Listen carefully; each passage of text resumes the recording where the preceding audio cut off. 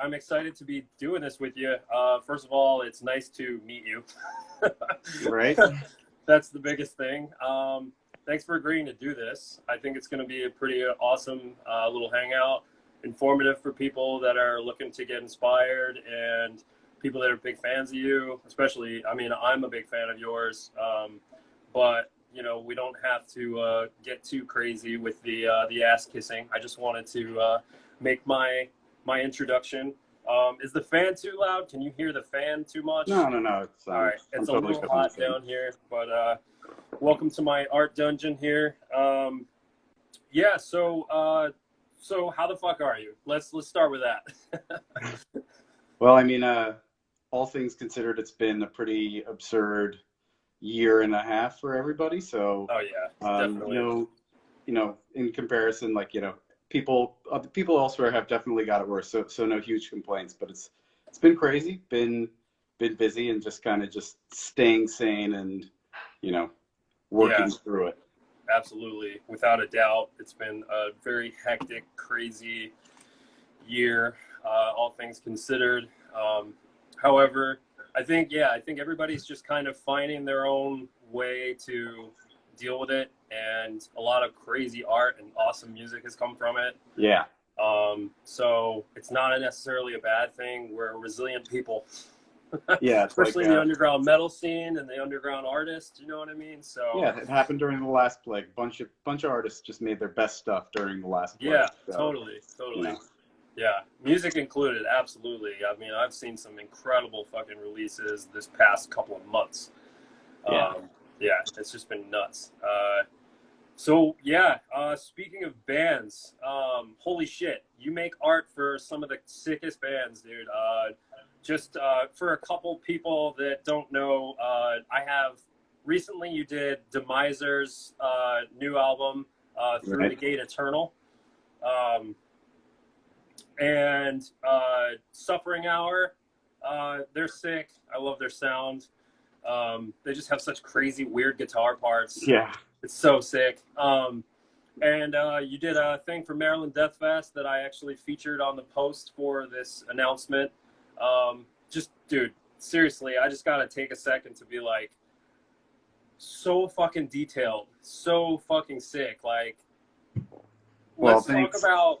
Go ahead. Sorry. What'd you say? No, just thank you. Thank you. It's always really appreciated, totally. especially coming from other artists that you admire and respect. So appreciate it. Man. Yeah, cool.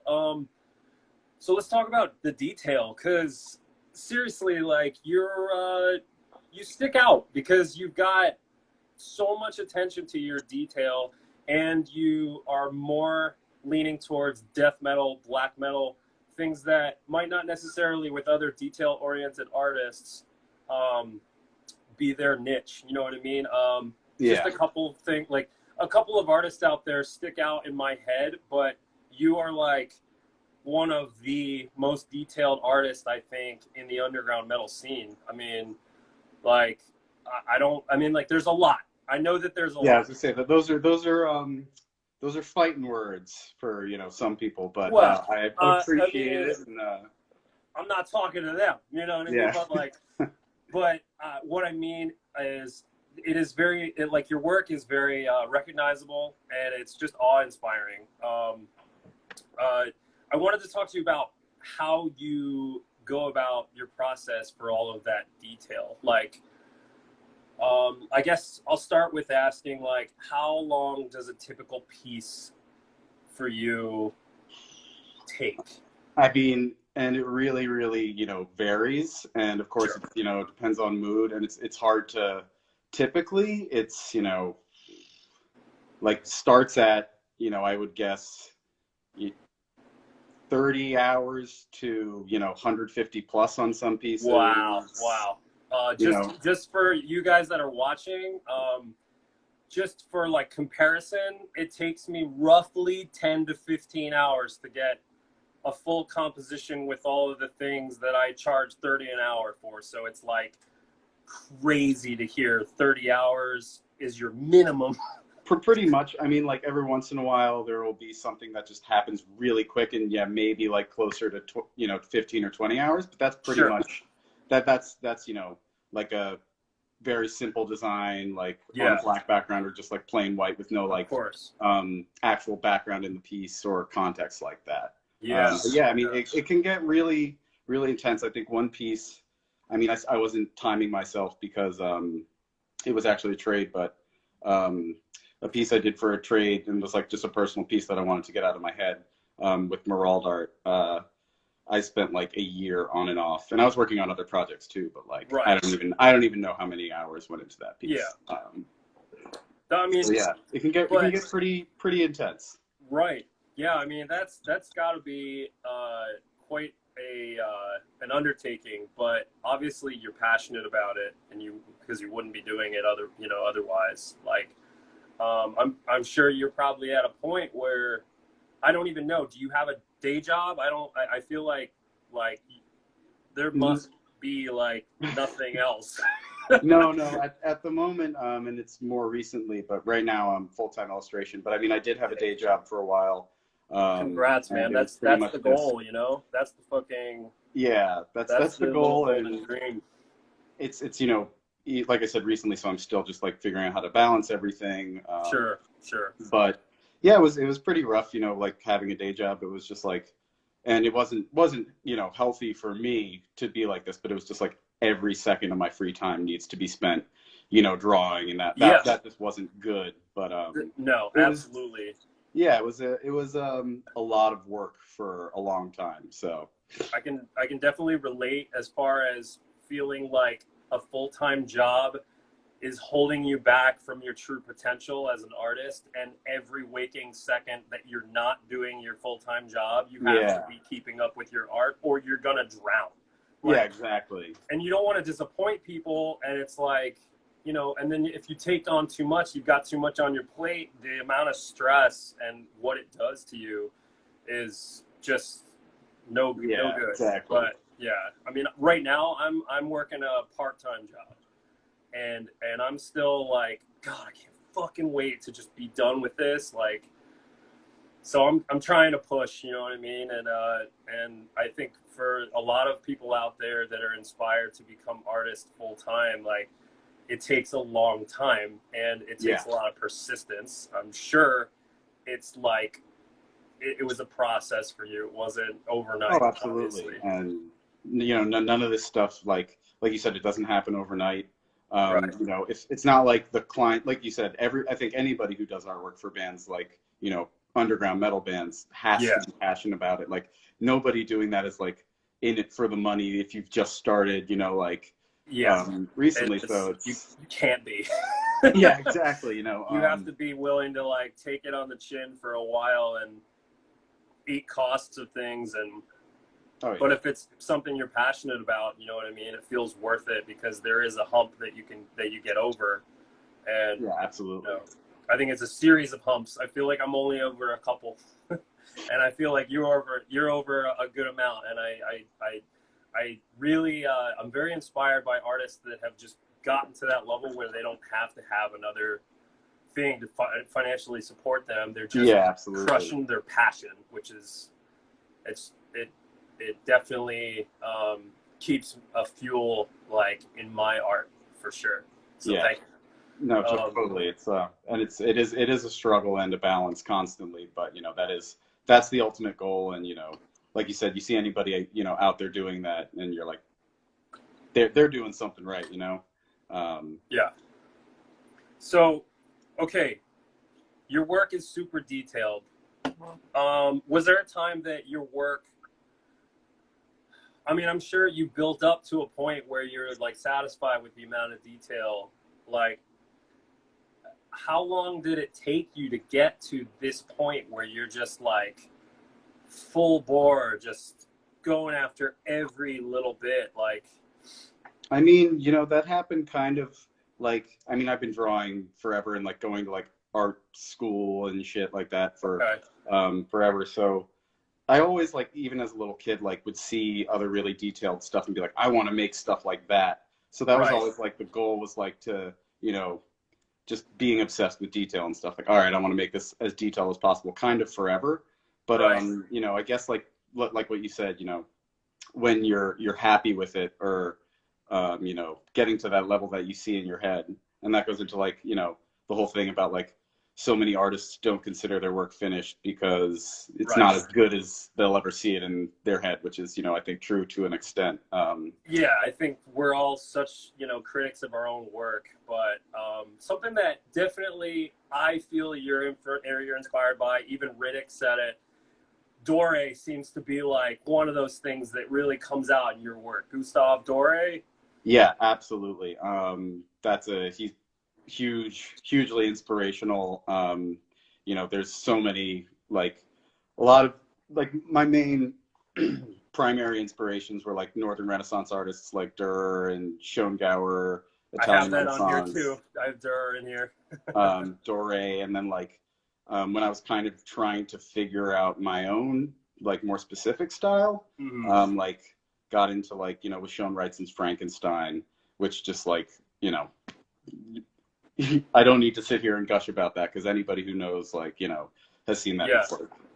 How can that even be real? I gotta check that out. I haven't looked at that. I mean, you said it's Bernie Wrightson's.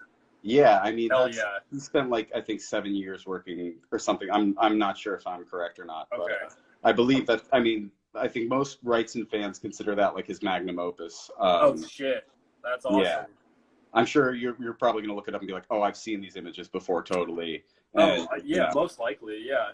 Are you familiar with Virgil Finlay? I actually am, and I wasn't until actually I'm not sure if you follow Skinner. Yeah, absolutely. I mean, he's like such an awesome persona just on Instagram in general. He's definitely absolute maniac. But he actually, when I had my first solo show, I was in the back half of the gallery, and him and Eric Roper were in the front half of the gallery, the Cotton Candy Machine, doing their show. Man. So the first day I met him, I went to go drop off my work, and him and Roper were in there painting the walls of the gallery to look like a dungeon. And like right off the bat, they were both like super cool. And Skinner was just like, oh, like, let me look at your work. Do you know Virgil Finlay? Like, and you know, it's like, you don't? No way. Like, you're like a young Virgil Finlay. And I was like, so good. That's, you know. Yeah, I'm definitely very inspired by Finlay, but in a weird way, like I don't go after the detail work that he does necessarily. I really love his textures that he creates and his use of black and white in contrast. Yeah, but I still feel like I need like a lot of work to get to a point where I feel like it's even reminiscent. But yeah, I mean, I really love the I think it's like only the US variant for like the Uriah Heep self-title with the full, you know, vertical gatefold of Virgil Finlay. I don't know if you've seen that, but that's a favorite of mine. The Uriah Heep album, that's cool. So yeah, I mean, dude, Finlay got a book here. This one's called Phantasms, and it's just fantastic. There's an example of his work. He's just a crazy scratchboard artist for everybody who's watching. Which is like a crazy medium. Say again? I was saying when Skinner showed me that, I was like, how have I not, you know, seen his work before? Or like, how am I unfamiliar with this?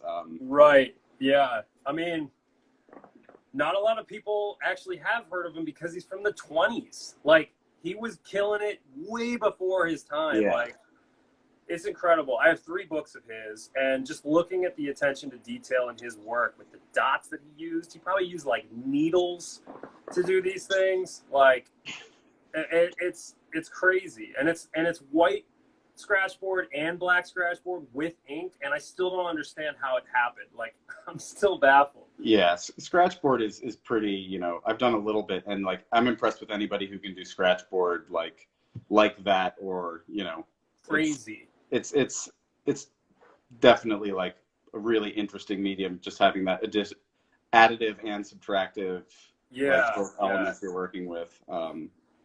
Scratchboard. I'm a very primitive artist when it comes to scratchboard.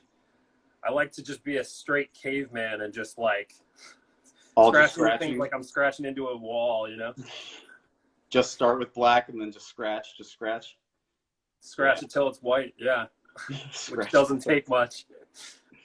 But yeah, I mean, So yeah, I was wondering if you had heard of him, because I feel like he's another one that I can think of that's just gotten extreme attention to detail that seems like up your alley. So that's cool. And I actually stumbled upon a picture of you in front of a Frazetta painting. Have you been to the Frazetta Museum? I have not been to the Frazetta Museum. That's like on my list of places to go like yesterday. Yeah, right.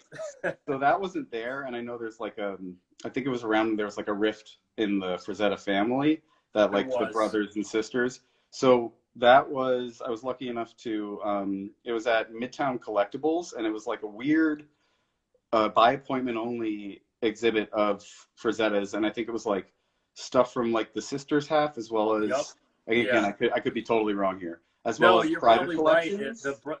The actual son's half is out in Pennsylvania near kind of near the Mahoning Drive-In, actually, if you're familiar with the Mahoning Drive-In theater. Not so much, but you know, I've seen like pictures of the museum, and like that's really, you know, it looks fucking incredible. Now, where is it that you're living? I'm in Brooklyn right now. So it's not that No, impossible. it's not that far. It's like I've needed to go there for a really long time. Gotta do it.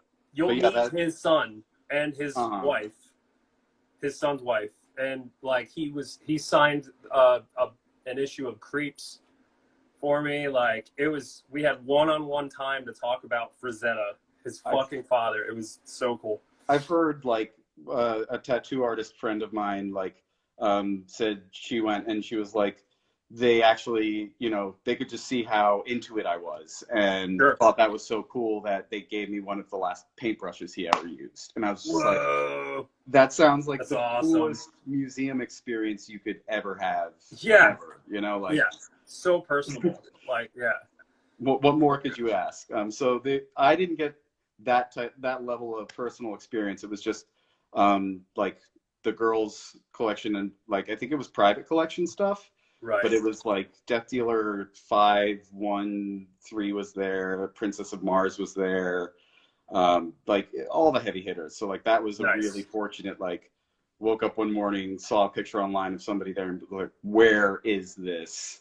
And they're like, go to Midtown Collectibles right now. Oh yeah. Right on. That, and then recently I got to see a few at the Norman Rockwell Museum, which was really cool too. What is it? Northern what?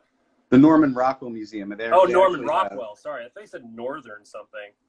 No, they have it's a history of fantasy illustration exhibit right now, and they actually have a Virgil Finlay piece. That was the first time I'd ever seen a Virgil Finlay piece in person. Hell yeah.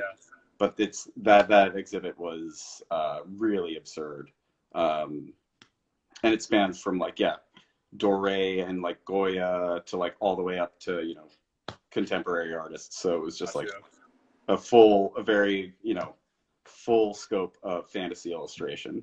Right. But yeah, it was like super cool to, you know, see a Virgil Finlay piece in person for the first time. Yeah, seriously, I'm sure it is. I have not had the pleasure to see an actual Virgil Finlay piece, so I'll have to check that out. Is it still up at the Norman Rockwell? It's going to be up until Halloween.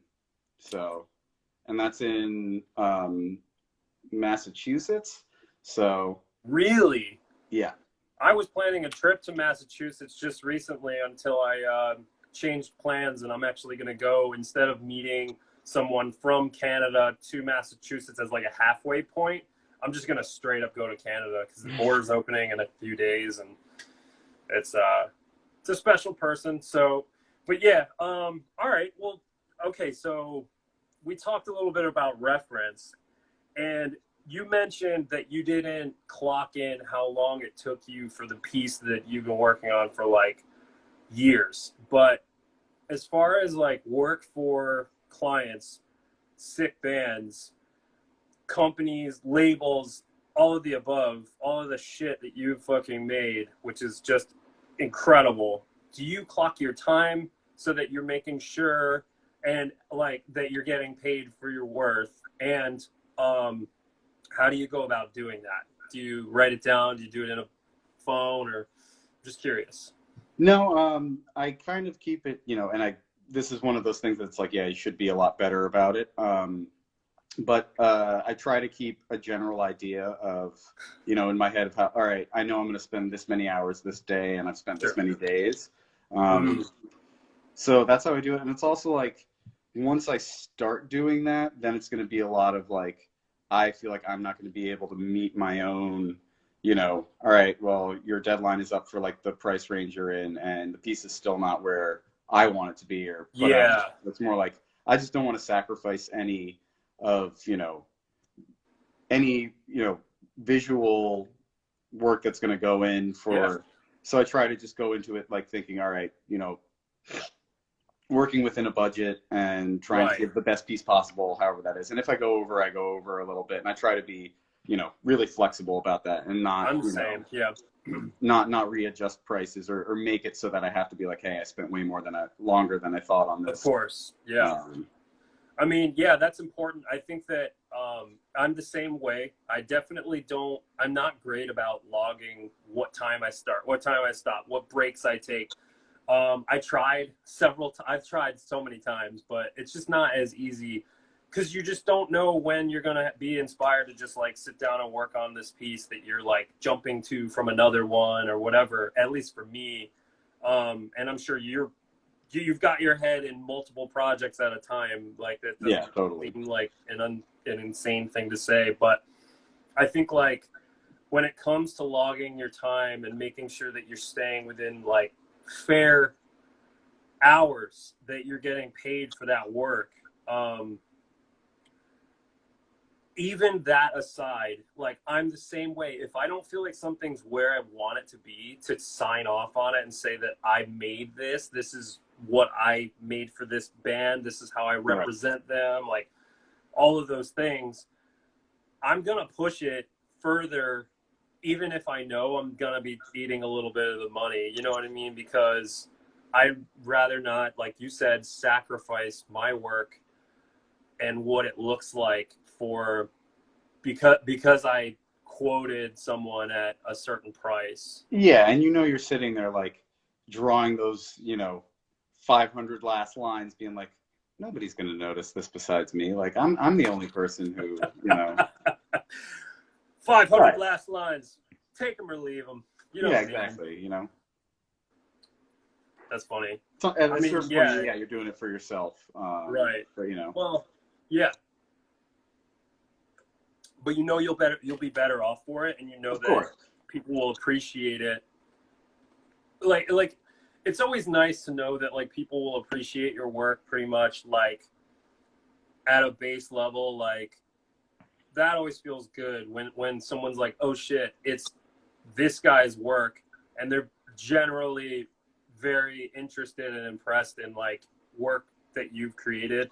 But it's another thing for you to be like, I'm proud of this, like, and I'm saying you as like the proverbial like me, and it seems like I could speak for most artists when it comes to like being able to sign off on something, you know? Yeah, like you were talking about with the other Lucas last week, you know, like when you're not happy with the piece that the band is like, oh yeah, this looks great, why not, you know? Right, which isn't okay, like that's not good enough, like just because they, you know, like it, like there could be different factors involved. They could just feel like they don't want to be too, you know, too much of a burden on you or whatever, because like you're not working with soulless corporations here. Like this is why we do what we do. We love what we do because it represents like the expression and art of people that are down to earth and just like sick music. They like to represent,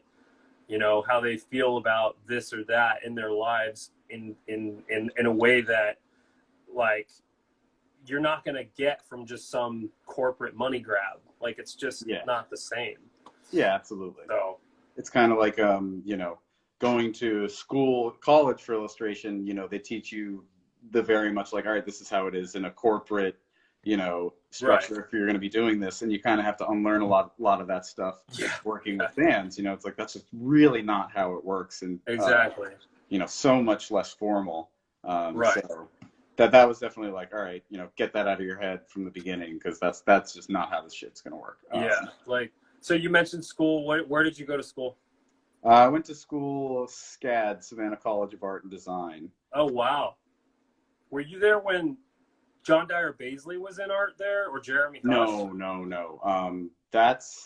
I was closer to Jeremy Hush, I think, but that Great was, guy. I think way before. Actually, I think Baisley lives in Savannah, or did, but I'm pretty sure he went to RISD, if I'm not mistaken. Oh, really? Oh, I'm pretty sure. Okay, all right, got you. I Because he was a big could be influence wrong in my about work that. at first. So, Yeah. say again. I said I could be wrong about that, but I remember hearing that somewhere that he went to. Maybe. Yeah. I don't want to. Don't quote me on that. I don't. Don't, But yeah, I know. don't I think quote me Jeremy on Hush that. went to. Yeah. Take everything I say with a pound of salt, because. Sure. So no, I wasn't there when they were, but I mean, that's definitely like Savannah. Like the whole town is very much like, all right, Black Tusk is, like the band that plays the big venue, and Kylesa is like the home, it's like their hometown. So, his work and, is very wrapped up around, the bands based in Savannah and stuff. So it's all very familial. Absolutely. Yeah.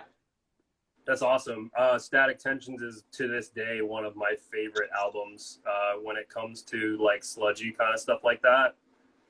That was, that's hands down. The whole record is just a banger front to back. Yeah, that was definitely, listen to that a little bit. I listened to Kylesa a little bit, but more so like when I, got the opportunity to work for them. And that was just like kind of friends in Savannah, just like word of mouth. And that felt like a really big thing that should have happened like years down the line. And I really hadn't worked for anybody at that point. And it was kind of like that, like, oh, well, you're in Savannah and like, you know people that are friends with us, and like we heard here, well, why not? Right. So yeah, I mean, that was definitely a big piece to kind of start me out. Nice. That's awesome, man. Yeah, that alludes to something else that, I wanted to ask you, like, what piece like really put you in a feeling where like you were going where you wanted to go with things, and I guess you kind of answered that. Is there anyone else that you worth mention, or any jobs worth mention that like really felt like, yes, this is the shit? You know what I mean? Like things you're just most excited about. Yeah. I guess, I mean, there's one I can't actually talk about the client at the moment. The piece I just finished that I'm more excited about, not so much that it's a huge client. I'm generally really, really excited about the music and like the guy making it, and I think like what he's going to do. But Nice. In terms of like just being super excited, or kind of, a band that you never expected to work for, I generally consider myself really, really lucky that 95% of the bands that contact me, I enjoy or at least appreciate. But like the big ones, getting the email from Matt Harvey from Exhumed about doing like all that interior artwork, that was a huge, like, all right, holy shit. Little me is freaking out a little bit. Dimmu Borgir too, when I got that message, that was like, they were, For All Tid and Stormblast were like two of the first black metal albums that I ever got into when my friends were getting, me into black metal in high school and stuff. Right. So just doing that was like, couldn't really and can't really still kind of comprehend it. It's just like really humbling. That's awesome, man. The GHOUL comic, that was definitely something that, that's kind of why, and I say that, and that was like, kind of like my first real piece, because I did it like when I went to SCAD, I was like, I just want to make artwork for GHOUL. That was pretty much like, nice. Like I just want to like animate GHOUL, songs and stuff. Didn't realize kind of how much time animation takes and how painstaking it is, and it's like, I'll be an illustrator instead. But I like drew the comic for fun, sent it to Sean, and he was like, this is so cool, like, oh, come see us at Deathfest, and or like we were planning on going. He's like, come see us, like bring the comic with you. And then in the dressing room or whatever, he was like, "Oh yeah, come hang out, you know, with us and like look at the comic and stuff." And again, That's to like rad. 18-year-old me, I was like so unbelievably obsessed with like GHOUL and Impaled that like That's sick. that was just like, holy shit, this is unbelievable. And then like, you know, just talking back and forth in the dressing room, he was like, "Yeah, maybe we'll like, you know, press this in like a vinyl pressing of Maniacs if we do it." And I was like, "Yeah, yeah, okay, you know." Holy shit. And then I need got to like, check this out. I haven't seen it. I'm sorry. no problem. But then, because I mean, it came out only the vinyl in like 2000 whatever 13, I think. Gotcha. But like, you know, I was like, all right, yeah, maybe that'll happen, whatever. And then like got the, you know, another message from him like a few days after that Deathfest being like, "So I messaged Scotty and he's super down for it." Wow. And so that like just blew, oh wow, this is actually gonna, you know, happen. And then a few years went by and I was like, you know, screw it, I'll do, you know, I think I had made a lot of progress or felt like I had made a lot of progress with my art at that point. And if you look, you can see like the first comic is very rough in comparison, and like the, you know, style is just a little different as it happens, entirely. as it is, you know, that's how artists look back at their work and they see that there's a lot that they weren't doing absolutely. that they are now, you know. So then I like drew up a, you know, I illustrated another song, you know, as a comic, sent it to them, and it happened to be right when the album was actually coming out and being pressed on vinyl. So that project was not only what I felt like a good, like, all right, here's where you started and here's kind of where you are now. But that was just like, yes, this is where I want to be going. This is, you know, at that point that was like, you're working for one of your like top favorite bands at this point. So that was definitely up there with a few projects that I'm like, you know, were definitely those moments of like, holy shit, this is really cool and crazy and humbling. Also the Witch's Hammer artwork, that was super cool. Also, it's really weird to be working for bands that have been around longer than you've been alive. You know, like I've never heard of Witch's Hammer. I got to check that out too. Oh, it's I'm actually, just writing shit down.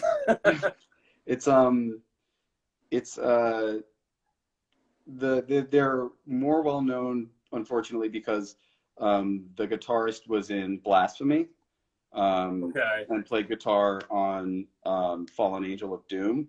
Got you. That would do it. But he, you know, Witch's Hammer formed before Blasphemy, so it was like they kind of like recruited him, from what I understand. Oh, right on. So they were like one of the first like extreme metal bands in the Vancouver scene, and like, oh shit. I think like the speed metal logo, which was that album cover, was like, I've heard people say like among a few other releases like Bonsai Records that they were on, was like they were one of the first bands to like use the speed metal logo. Oh, okay. But yeah, check it out. It's really cool stuff. But just being like, wow, this band was a band like several years before I was born is really, really surreal and humbling and weird. The internet is a crazy fucking place that connects the weirdest, you know, dots. So, you know, it's just like things that artists might not have ever dreamt of being able to do, I guess, are probably a lot more available nowadays with the internet. Yeah, absolutely. I mean, and the way I see it is like, well, if you want to reach out to somebody or, you know, work for this band or whatever, like, and you're think maybe I should send them a message, maybe not, like, well, what's the worst case you have to lose? Like, you're right where you are not sending the message. So and I've had, you know, some things come from it, sometimes it doesn't, and sometimes really crazy stuff comes from it. Like for sure. Another big holy shit moment was like, I sent, you know, Nunslaughter a message and like didn't hear from them for like months. I was like, all right, whatever. And then they got back to me and they're like, we want 9 album covers. And I was just like, what? Yeah, 9? That project was 9. They've released 3 of them so far, and they're the Devil's Congeries compilations. So, and it's funny because they need, you know, like that many albums to compile every Nunslaughter release that's not a full length. So if you're familiar with the extent of their catalog, that's an absurd amount of EPs and splits and singles and, you know, all that live recordings. I had no idea that they took you on for 9 albums, but no one would really know that. That's fascinating. Like, I mean, you'd have That's so to much look and like see, future work like lined up. Like those aren't gonna, they've released 3 in like 8 years, so I'll be like 50 something when like the 9th one comes out, and and I have a again, question. Did you make them like already, or are you continuing oh to no, work with them? those it took me like a year and a couple months, and then I finished those a long time ago. Holy fuck.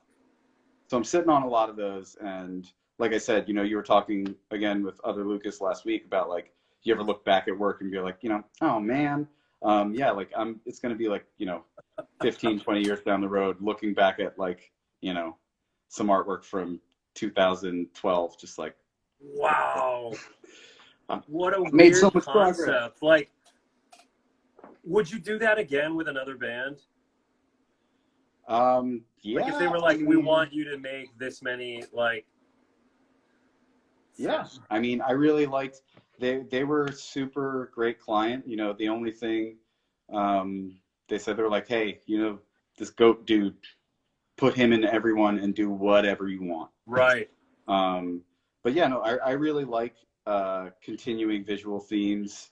Like, Sure. I think it's cool. I think it's cool when bands, and I totally understand if they want to switch up artists. I think it's cool when they switch up artists and keep the same themes, like mascots, whatever. So I'd totally do that again. I think it's, I really like doing that. Thankfully, a few of the bands that I've done album covers for have come back to me for album covers after doing the first one. Sure. So yeah, I really like it when they, when they're like, all right, well, this is, like Valdrin, those album covers, very, very much, like there's a mythos and a, theme behind them. So like, even if, the average person might not see it, like just knowing, it also just shows me like, all right, these people are like really, really passionate about like, just like the, structure of their, storylines and everything. Yeah. Yeah, no, I'm all for, consecutive work like Nice. That's cool. I mean, that's just so much. That's so much to be promised. For in the coming future, and it's just kind of like daunting to me to think of making a series of work that's going to be released over the years. I had no pretty idea. crazy. Yeah, like I had no idea how long it was going to take for them to release them when they did it, because they were actually like, all right, the label's asking, like, are you close? And it's like, I understand they want to have them all, but like, we're talking decades here. Yeah, I would have thought that something like that would like require its own contract. I'm sure it did have a contract in some way, but in another way, I feel like it would have been like pieced out, like separated with each piece, that there was a certain like time that it would take you to be able to get it done. But if you got them all done within the year, that's I mean, crazy. But it's sometimes you look back on stuff and you're like, how did I, manage that or like get all that work done that fast? And sometimes you can't really remember how you did it. But I think I wasn't working on too much else that year. Right on. But that was an undertaking for sure. Yeah. So all right, let's talk about. I want to kind of change gears and talk about like the actual way that you go about creating a piece. Like, how do you start? Like, what's like your go-to thing to get you inspired, or like what's your process in that? Like, you have a client that wants you to do something, and like, how do you go about getting your references? I mean, just like thinking of, if they don't have a really clear idea, and, sometimes they have, all right, here's exactly what we want, and their description is enough to, okay, I can picture that in my head. If I don't have that, and you're just kind of working with whatever, of course, listening to the music always helps, but I just look at, lyrics and try to, figure out if like, all right, can these be interpreted literally or in a symbolic way or with allegory, Right. or anything like that. Mm-hmm. So that's the main thing, is just like lyrics. And I just find that, you know, a lot of times when you're sketching something or getting, you know, an idea or concept ready, like so much, a lot of times, you know, and it's, again, you know, I can't say it's the same for everything and it's different for every client and every piece. But in those moments when you're sketching, sometimes you're like, all right, I know exactly how this should look. And sometimes it's, you know, start sketching with a slight idea based on, you know, lyrics, and then, oh, well, this, you know, and then it kind of just evolves into like, all right, this might be a cool element to add in, or, Sure. you know, just abstract. I need an abstract shape here. What can I use to make, you know, that work? Yeah. So it's pretty half and half. And sometimes I do have like a pretty, you know, just like the brief or whatever, and lyrics is enough to be like, all right, this one lyric, boom, that, like, you know, you saw that in your head. So go with that, because that was a strong, it's what I react to, you know. Right. All right, this would be cool. Sometimes it's a struggle, you know.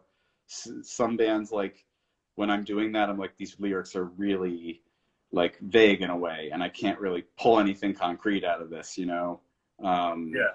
And that can be hard. And I guess for references there, you just, you know,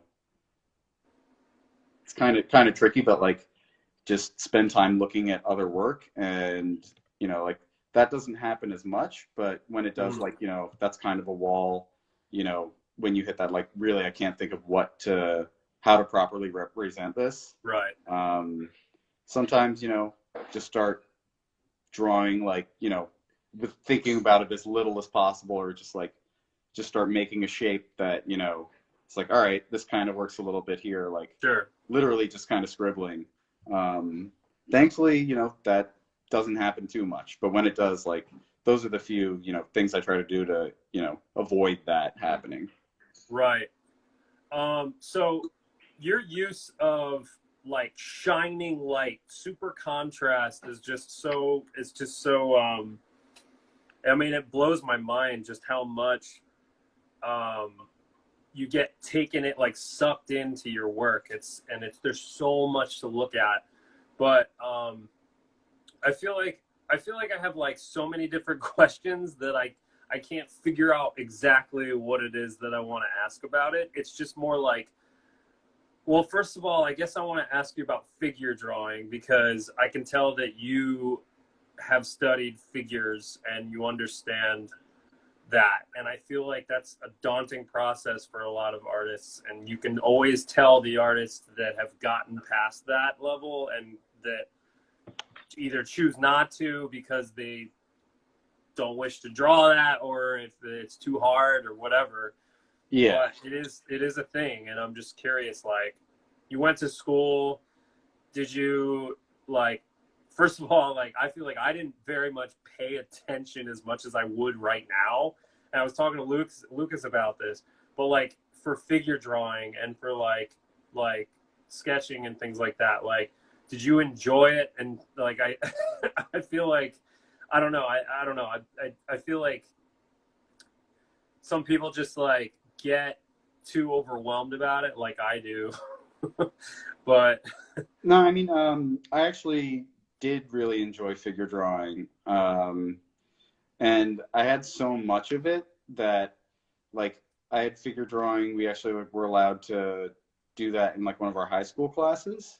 So it was like and then like part of like a prep course was more figure drawing. So by the time I was like doing it in college, I was like, I've done so much figure drawing at this point. But right. You know, it serves so well to do that much for so long. Absolutely. So I did enjoy it. You know, in school, my art classes were like the ones that I did pay attention in and did Right. well in, you know, as opposed to pretty much everything else. But, you know, like that's where I really was engaged. And it was like, all right, well, I'm in school, I can draw right now. Like I'm happy, pretty much.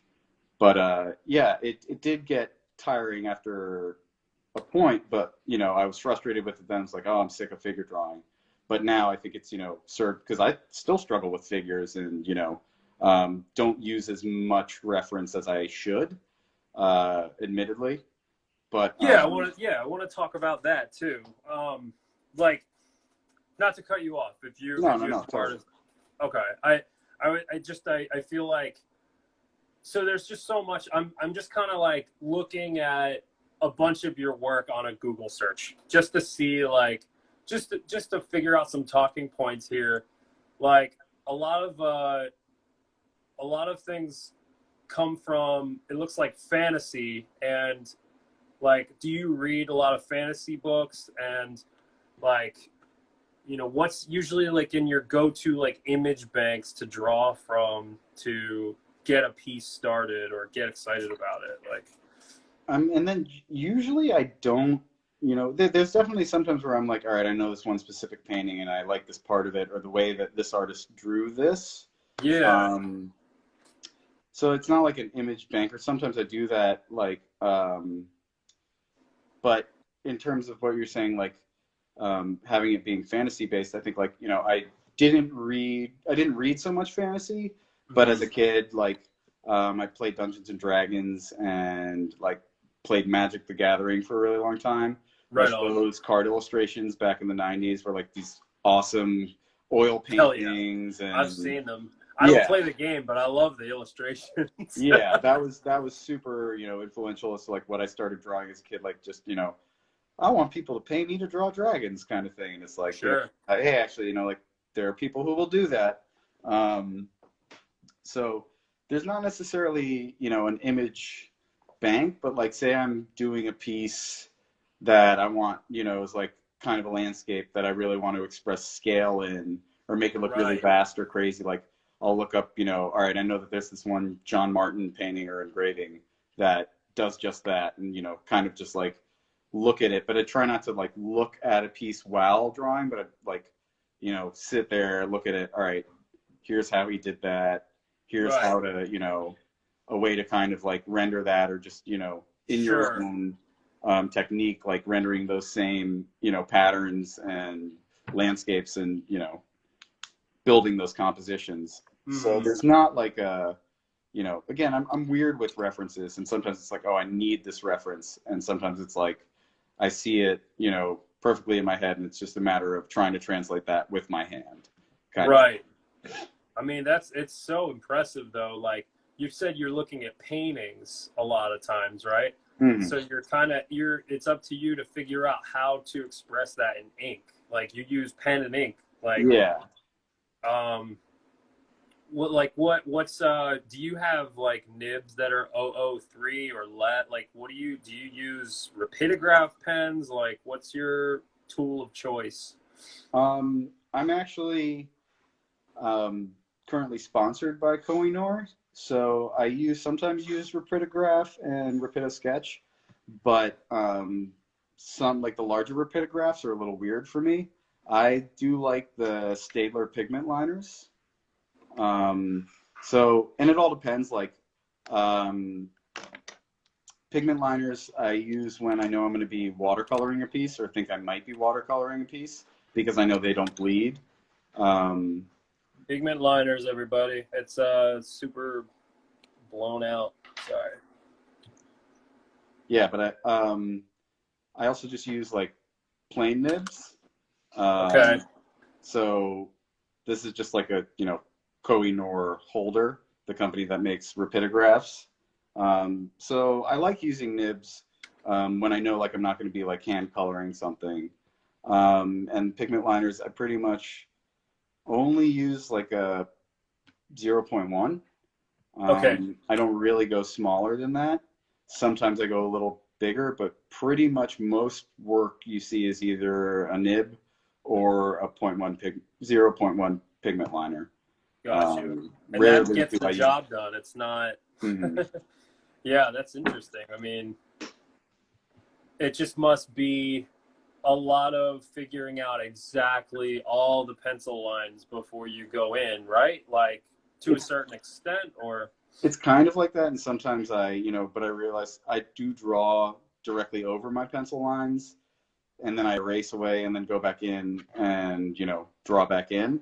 So sometimes it's just like suggesting a few, and then sometimes it's just kind of like, I guess it's hard to describe, but like the way I, do my first layer of line work and outlines is kind of Right. like a topographical kind of thing where it's like, Sure. all right, you've kind of like outlined this little shape that you're gonna fill in with like these hatch marks kind of thing. Which I guess might be somewhat apparent from looking at some of my in progress stuff. But that's kind of the way I see it. It's like, can see that pencil line underneath, and it's like, all right, you're gonna, fill that in. The pencil line you drew is not an actual line that exists, but Right. a shift between lines going this way and lines going that way kind of thing. Yeah. If that makes sense. Yeah, no, it does. I've always been really hard pressed to get them correct. I feel like I don't have enough, like, I have like ADD, or like it like I have like, I can't like sit there and like really think about how the shadow would actually look, and like the fold of something. Like, it's not easy for me to do. Like, so it's very,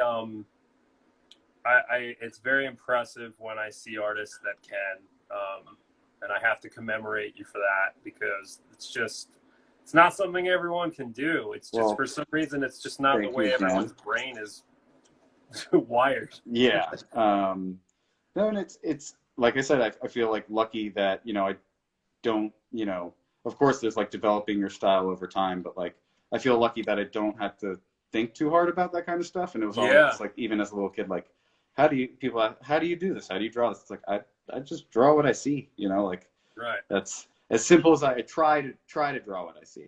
But like, that's as simple as I can kind of explain it sometimes. But yeah, it's sometimes it is, you do get a little carried away, and like, I would, plan literally every line out in the beginning, and, like, smear the graphite and stuff while working on it or whatever, or, realize that it's like, where these lines are going to go, once you have your basic outline. So, right. That's and you use like a kneaded eraser when you're done?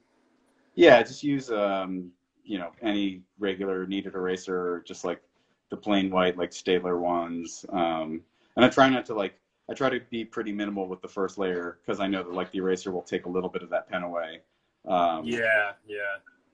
Because I go pretty hard with the compression on my pencil line sometimes, and but for the most part, don't have any issues like smearing or smudging or anything. That's why I like those pens, and it was a little bit of trial and error. Nice. I actually wanted to. I heard what you were saying with Lucas last week about pens you use and stuff, and you guys were talking about microns, and I used to use microns. Then I saw, I don't know if you're familiar with Jeff Zorno. He does, like Godzilla comics, and as well as like, he works for some bands. He did work for like Necrophagia, I think. And oh, really? I think What's he did his name? some Jeff stuff. Zorno? Zorno. He did some stuff for Mortician, I believe. Wow. Cool. But he made a post that I saw like a long time ago. I was like, hey, everybody who uses microns, they fade. Here's a drawing I did in like 1996. Oh, it's no. 10 years later. Yeah. And I have some drawings that are, almost that old now, that haven't done what his did. But like he said, he's like, this was a black pen and it looked like light brown. Shit. So again, they could have changed the formula, something like that. But since seeing that, I'm like, yeah, there's no way that I'm letting, a drawing of my, like, look at it 10 years later, pull it out of a flap and be like, what the hell happened here? Yeah. So it could be a thing with that they changed or adjusted, but like since then I've been like, all right, that sounds like a real horror story, and I feel like I should warn people, like he does, about that.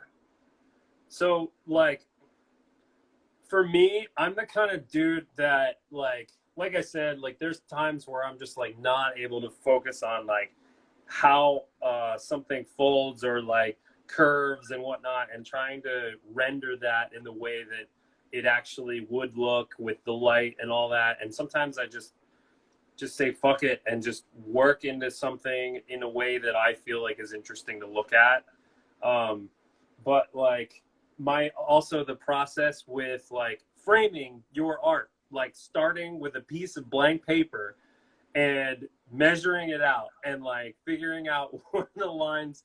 Like sometimes I mean, like there was a point where I was like, yeah, I'm getting good at this, and I feel like artists, you can see like making like really nice work. I feel like you probably have like a flat file of like really pristine, like just really nicely laid out art, and whereas my stuff is just kind of like, it's just like some of it doesn't even have a frame. I just like go into it and figure it out.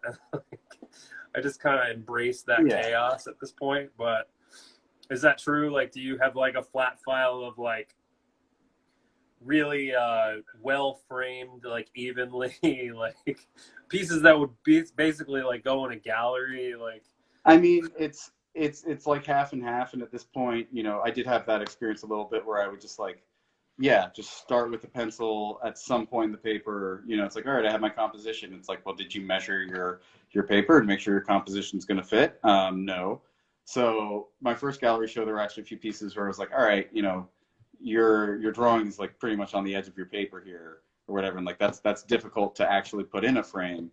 So gotta float it with a black background. Yeah, exactly. So since then, I've definitely tried to be more conscious of that. But there's totally some times where like that happens, and you're like, you know, done with your sketch, and you're like, shit, like I need that one little, and you push it to the corner. So it does still happen, you know, a little bit, or even, and it happens the opposite way too. Like I've done a couple pieces recently where like the frame I gave myself too much room, so there's a little bit of like dead space. Yeah. But no, I try to be really conscious of that and make it so that, you know, yeah, there's a proper frame, or, you know, framing will be easy. I think like I will make a conscious effort if I know it's going to be hung somewhere or like in a gallery. But like lately I've just been doing shit for bands and like t-shirt designs and like tape layout, like tape covers and stuff like that. And I'm just kind of like going right into it and making like weird frames that like are just like uneven and oblong and like things like coming out of frame. I love when things come out of frame. Yeah. So like I've been doing a lot of that. But okay, so it is close to 7 o'clock, and unfortunately I have to cut it soon. My last thing I wanted to talk to you about is Maryland Deathfest, because it looks like you've worked for them for a while, and I wanna like ask you about how that got started. And like, you know, basically like, is there a common theme? I feel like there might be like did they just tell you to just go with whatever you wanted, or? They're really, really easy. They're some of the easiest clients I've had, and you know, getting the first year I got that message and was doing that job, I was super excited about it being somebody who's gone to the festival. That actually, hell yeah. I actually, like, you know, after the first year I went, I think this was like MySpace days or something, when like that's how I was communicating with bands, or like trying to be like, hey, let me work for you. Like I sent them an email being like, you know, can I work for you? Nothing came of it until like years later, and it was probably like, you know, who knows if they saw it, and like I hadn't like worked for anybody at that point. I was like sending out emails to clients that I wanted to work for, or, you know, they saw something else, but they contacted me years after that, just, you know, asking me for a shirt and poster design.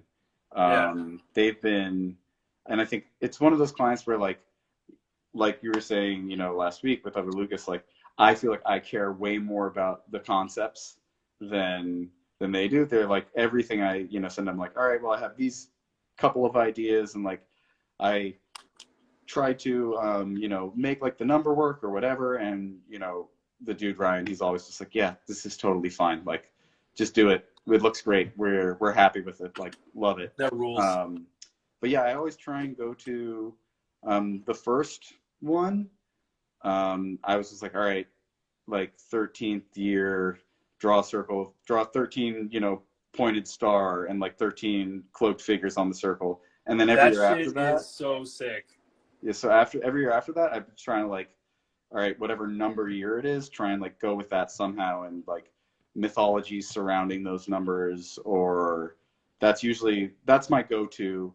So I don't really have like you were saying earlier, like an image reference bank.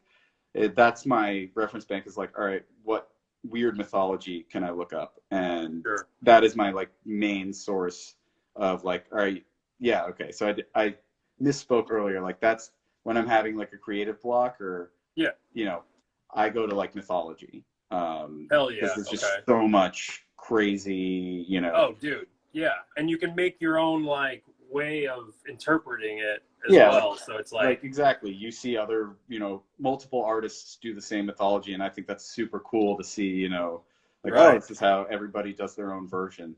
So that's just Exactly. like a big go-to source of inspiration. That's like what I try and base Deathfest illustrations off of usually, if I can't Yeah. think of anything. And this past illustration was less going with that, and kind of the first year I didn't do that, and I was like, all right, you know, and I had like that image in my head of like this crazy like living cathedral. I was like, all right, how can I kind of like do a little bit of like tribute and like Easter eggs of like all the headlining bands playing Yeah. in the artwork, which now totally has changed. I don't know if you saw today's announcement, but yeah, they just added a few more bands to Deathfest, and it's pretty ridiculous.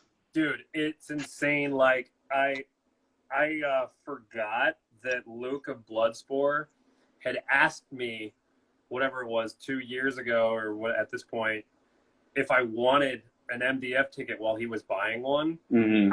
I totally forgot he bought me one for all 4 days. Because back then I think they were like cheaper. And I was looking at the lineup and I was like, holy fuck, dude, this is crazy.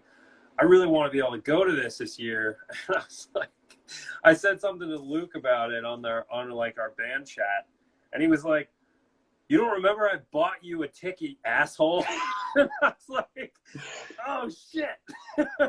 There you go. Like, yeah, crazy. Hopefully everything's less crazy by then, and 2022 can happen. But yeah, like they've just, you know, really, really amped up, you know, because they're treating this like their 20th anniversary, even though it's the 18th year. So those lineup announcements today and like last week or whatever, just Nuts. really, really nuts. Yeah, really. Yeah. Dude, I want to talk to you about so much more. I could probably push it for like another 15, maybe 20 minutes. I want to talk to you. I want to ask you, like, your use of light and shadow is just so fucking epic. And did you go to school and like do like special classes? Like, was there something that really stuck out in like learning light and shadow in school? Not really. That was actually something, and I still think, you know, I definitely, you know, admit that, you know, my work could always, or I could always, you know, think it could always be better. Contrast and heavy shades and heavy areas of like solid black is something that I struggle with and feel like, you know, I could always put more and have a little more contrast in my work. So it's nice to hear you say that. And I did have, you know, some of my drawing teachers say just that, and they're like, you know, your rendering's great, but like you really got to push your contrast and shadows. Yeah. So there was nothing specifically that like taught me to do that, or like ways to use light and shadow. I still think that's something, you know, I work on and am conscious of, and, you know, somewhat struggle with. But no, there wasn't like, you know, one specific thing that, you know, got me, you know, hyper focused on it or anything. Okay. I mean, like, I feel like I'm in the same boat in that, like, I can never bring myself to understand exactly where something would be perfectly pitch black. Yeah. But then you realize, like, you're working for metal bands. They're going to be on a black T-shirt. Like, people like things stark and black, mostly dark. And so you forget, like, it might not be all about detail like that. But for your work, it stands out, and it's so like epic looking because of that. And it's it contrasts from other artists that don't necessarily go into things with that much detail. They might just black it out there. You know what I mean? Yeah, exactly. So, I mean, like, I think that even if you might feel like you struggle with that, it still creates it creates a piece that is just, like, you could look at it forever. Whereas, like, a piece like something that someone else does where it's just mostly black, and there's things that are sticking out that are lighter to look at. There's only so much you can look at. You Yeah. know what I mean? No, So I totally. would look at it like that. I would feel a sense of pride in knowing that you create pieces that people can look at for fucking days. Like it's so cool, man. Like, yeah. Yeah, you're But really gonna like the Wrights and Frankenstein stuff if you're not hell yeah. familiar, because a lot of that is like his blacks are, just very, very tight, not I actually feel like a lot solid of black, comic book but artists are, you know what I yeah, mean? I think that's like where a lot of death metal artists pull from, like Riddick. Like I need to talk to Riddick, and it sounds like he's interested, so I'm hoping that that'll happen eventually. I kind of want to get more used to like doing this with people before I just like make a fool of myself with him. But like, well, he seems super down to just like do he stuff like that. So hopefully he's super down to that earth. happens. Yeah, and it's really I don't see it being a stretch. So I'm excited to see if that can happen. But like yeah, like work where like a lot of death metal art that I'm seeing lately is artists that are doing what looks like emulating from comic book artwork. And a lot of that is stark black shadow going to light. You know what I mean? And there's just things that are just selected as full black. And it's like, how do you like not feel like you're going to ruin the piece by adding that black like right away? You know what I mean? Especially on a face, or like you really have to have an understanding of light and shadow for that. Like that's crazy. And I think like it's probably part of the reason why people struggle with that, or like part of a way that they like get over that, is by hatching in first and then going, oh, I can always go darker. You know what I mean? Like Exactly. Yeah. Yeah. That's pretty much the exact thing. Oh, I can always push this darker. I can always make this more black, and Sure. But then how much time are you like sitting there and like doing all these crazy lines with like a tiny liner and then going, man, this needs to be like fully black. Like, yeah, absolutely. And especially, I mean, I don't cross hatch. It's all just hatch lines, so it's not like, sitting there like cross hatching to do it. It's like, what did you just refer to it as? Path line? no, just plain hatching lines. Oh, hatching lines, right? Yeah. So they're the hatching lines, but like I try to make a point to like not or very minimally cross hatch. So yeah, like for me, it's like if that place needs to be really dark, it's just going in with a little liner and just thickening, the lines till the in between lines are as thin as possible. Because I don't use white ink or anything like that ever. Right. That's another thing that I've been like learning how to use better over time, especially in death metal art. It seems like that's a very common thing to accentuate like drippy shit and webby stuff, which is like, I really enjoy that. I've been getting really into like the use of that.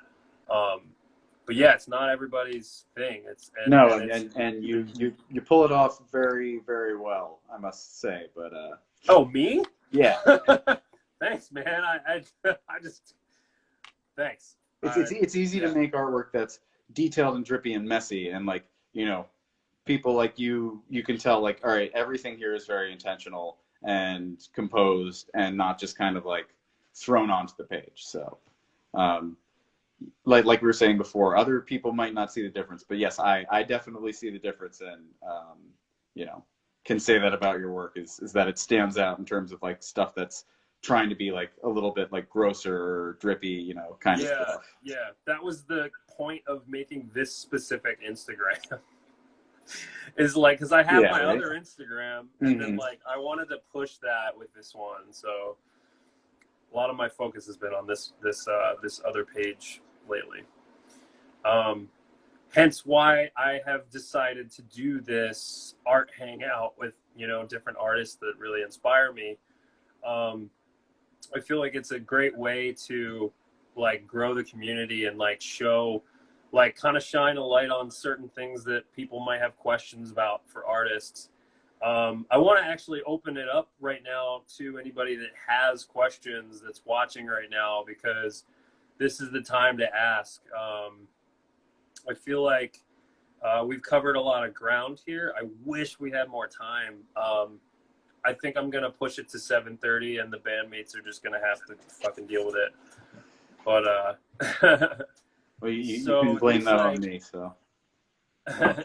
does anyone have any questions? Megatherium says your art for your band, for my band, is still one of my favorites. And Nightmare Imageries, he's a cool dude. He's got awesome artwork. He says fucking great cover for the. I think he was referring to the Witchhammer. Yeah, band Witch's Hammer. earlier. Yeah, Witch's Hammer. Yeah, which is a cool name. But if there aren't questions, I obviously could talk to you about so many things. I'm also noticing lettering. Did you go to school for lettering? How did you teach? Like, that's your lettering, is it not? Like, in most of this work, I feel like it looks like hand lettering.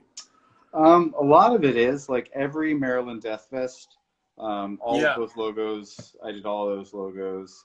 Nice. No, I mean, I didn't go to school for hand lettering.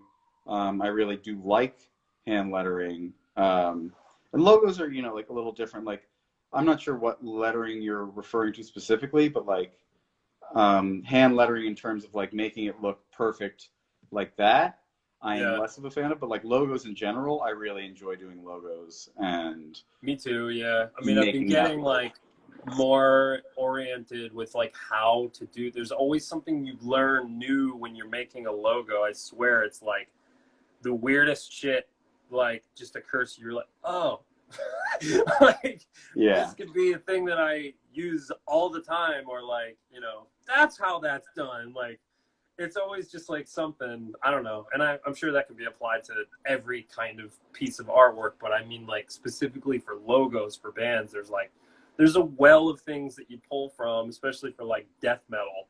You know what I mean? Where you're like, like people are going to be pretty stoked if you just start with an old English font. But yeah, right. I don't want to just do that. You know what I mean? So like, I mean, like, I guess the thing I was looking at when I asked you about the lettering was the Maryland Deathfest 13.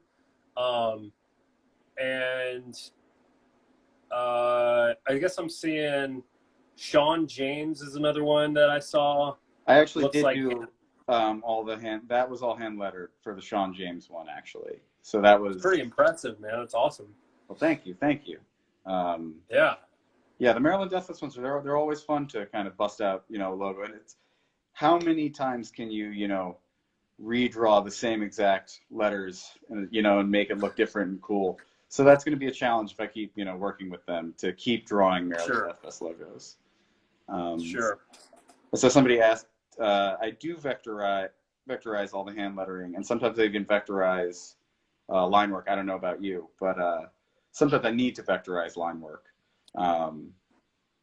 Same. I've been doing that lately on a program called Inkscape instead of Adobe Illustrator. Okay. Yeah. It basically makes things trace bitmapped, and then I can export it to whatever high res I want, like whatever res I want, in a PDF format. Okay. All right. I'll have to look into that. Inkscape. Yeah. It's nice because there's no like, it doesn't require, I mean, I know you can export in AI to like EPS and PDF too, but for me, I've never been well versed in Adobe Illustrator. I feel like it's just like something, there's like a disconnect there. I'm a Photoshop guy. Completely agree. So, completely. Yeah, agree. It's like the Pro Tools of design. It's just so hard to understand. It's just like makes no sense to me. Yeah, I couldn't be more on the same page with you. Like Photoshop, I can get and grasp. Illustrator is definitely like I use it for those couple things, and I'm just like, get me out of here. Yeah. I don't know what I'm doing here.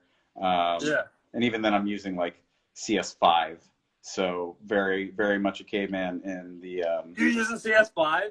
Yeah. I up until like 2 years ago, I was using CS8 or like 6, I think it was, and then they put it on the cloud. So I end up paying, I think I paid $10 a month for CC 2018. Okay.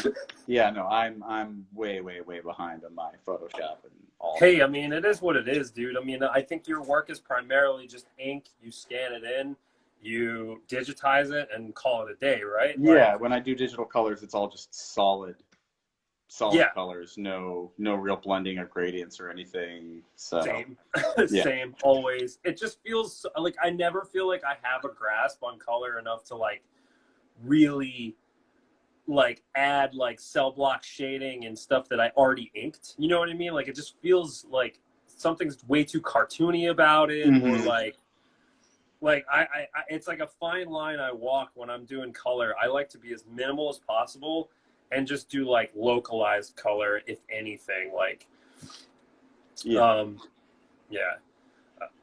But yeah, I wanted to ask you about color too. Like, I see that you have like select works that you have color in, and do you enjoy coloring your work? I do. I really like playing with color. Nice. I think some people kind of like at a certain point like assume that I just did black and white stuff. But no, I really like color. I like, I always prefer to do everything by hand. So when I am coloring, I prefer to do watercolor. I don't mind digital color at all. I think it's really fun to have the option to play with schemes like that digitally. Absolutely. Um, but no, I do enjoy coloring work. I think it's fun to just come up with color schemes or make things that work. I happen Sure. to kind of enjoy my like going to art school, having you have a color theory class. Like I actually really enjoyed color theory class. Oh, right I on. like matching colors. Sure. You know, I think that stuff's like really fun. Like you have to match a certain color, like copying things in general. Like I always thought that was really Right fun to on. do. Nice. Yeah, I feel like I've always had kind of a knack for just looking at stuff and figuring out color, but it always sucks if you if the translation from screen to print is darker, Yeah, so you have to kind of compensate for that, and absolutely. I you just always have to brighten whatever you're making. And yeah. then CMYK is such a pain because when you're doing CMYK format, all of your fucking vivid color work is like all for naught. Like it just feels like don't get stoked about something you're gonna do in CMYK with RGB color. Just don't do it. Yeah, no, Just there's no point. That's like stuff. Yeah, I don't even pay attention to it really. I just color it in, and then people are like, "This isn't gonna work," and I'm like, "I figure it out," kind of. All right, I gave you the image. You deal with the image. right, Kind of right, thing. right, right. Um, Funny. Okay, we have questions. Sire Quietus says, didn't catch the interview from the beginning, so if asking something that was already covered, I apologize. What helps to keep you inspired and growing as an artist, especially as you get older? well, I don't know about you, but it's kind of what we were saying before about mythology, and Totally. there's only so much you can do, and I guess it's trying to like, you know, just change up, not only your subject matter but like materials, trying to, Yeah. um, I think that kind of goes into the next question that was asked, like if there's subject matter you haven't done that you want to do, like that's a good way to, keep yourself inspired. I think that was a good friend of mine, Elise Mesner, who's also a really awesome, amazing oil painter, Oh, hell yeah. printmaker, artist, does apparel. Her stuff's Oakthorn Studios, but she's a good friend. So yeah, like subject matter wise, I think that's a good way to switch up, keep yourself inspired. Yeah, Although, like I'm just being really general here and saying that I'm not giving specific like subjects that, that's I would fine. I maybe mean, like to try out. But I think, trying new materials yeah. too. Like the Um, Demiser album cover was a woodcut, and just getting mm, into a new medium really helped kind of like, breathe some new life into, something that might have been a little stagnant. sure, sure. I don't know how that is for you, but So to answer that question, what you were saying as far as like, uh, I guess what I'll say is like, what's got me interested lately is something that Lucas and I touched on, which is just biographical things like, or I'm sorry, biological artwork, like imagery. Certainly everything to do with fungi. I've just been obsessed with just the beauty and haunting like nature of its design. And so I've been doing a lot of like trying to figure out how to incorporate that kind of stuff into my work. So getting excited about that, talking to different artists, like doing this is a huge inspiration for me to get over like creative blocks. I'm constantly inspired by art that I see, and I'm constantly getting more excited about trying to apply some of those things that I pick up on other artists' work in my own, in a way that's not going to be just pulling and using, but pulling and putting in the mix and putting it out on the page the way that it works for me. And yeah, absolutely. Experimenting with different techniques and different mediums. When I stumbled upon so a while back, an ex-partner of mine showed me a scratchboard. She showed me Virgil Finlay, and she gave me a scratchboard piece to fuck with. To this day, like the goat piece that I made is like one of people's favorites of what I've done with scratchboard. It was the first piece I made in scratchboard. Right. And I just I don't know. I just felt like people ask me like how you go about figuring out. I just put pencil on the thing. I get really messy. I don't care. Like there's extra pencil lines and like needed eraser marks and grease marks from things. I don't care because I'm primitive about it. But yeah, that was something that really excited me and got me I caught a new wind to push my artwork in certain ways.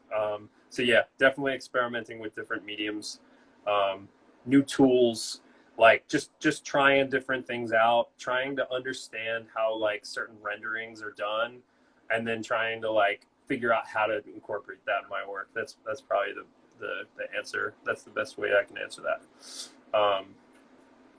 But yeah, is there anything that you want to mention while we're live for anybody, as far as artwork coming up, something you're particularly excited about releasing? Anything to think of? Not too much. I think a lot of the stuff I'm working on, 3 of the projects I'm working on, I can't really reveal clients yet. Understood. So, one of the things, and I have said in some previous posts, I can't say who it is, but all I can say is and I mentioned this before at the beginning, super, super excited for this one project that I just did for an album cover. I heard the band, contacted the guy. It's a one-man project. This dude is I don't know how many instruments he plays, but holy shit. I'm this guy's a prodigy, genius, whatever. He's going to be doing insane stuff. Contact him. You want to work for him.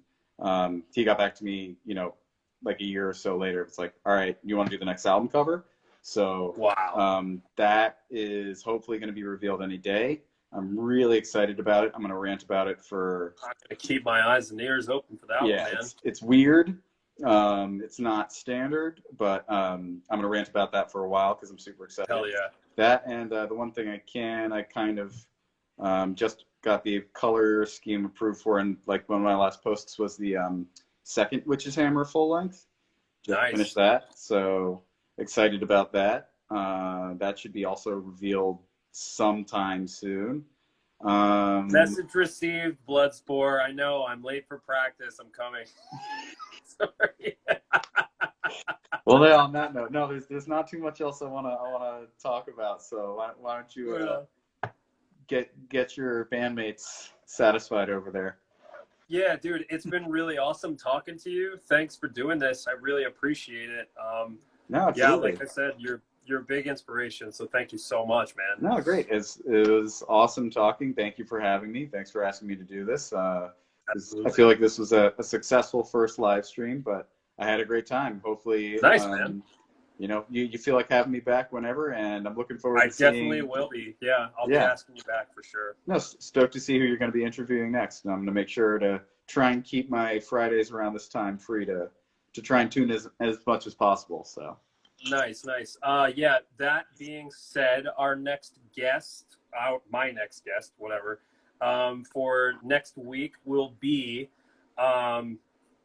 Gruesome Graphics. So nice. if you want to check that out, it's going to be a good one. Yeah, Nev from Gruesome Graphics is particularly a standout in death metal right now, and I want to talk to him about all the crazy shit that he makes. Nice. So I'll be looking forward to that one for sure. Hell yeah. All right, well, cool. Thanks again. Bloodsport are harassing me right now, and I'm gonna go and have band practice. I hope you guys enjoy your Friday. Thank you for tuning in. I really appreciate people supporting this, and cheers. Well, take it easy, man. Thanks for having me. All right, man. Take it easy. Have a good one. You too.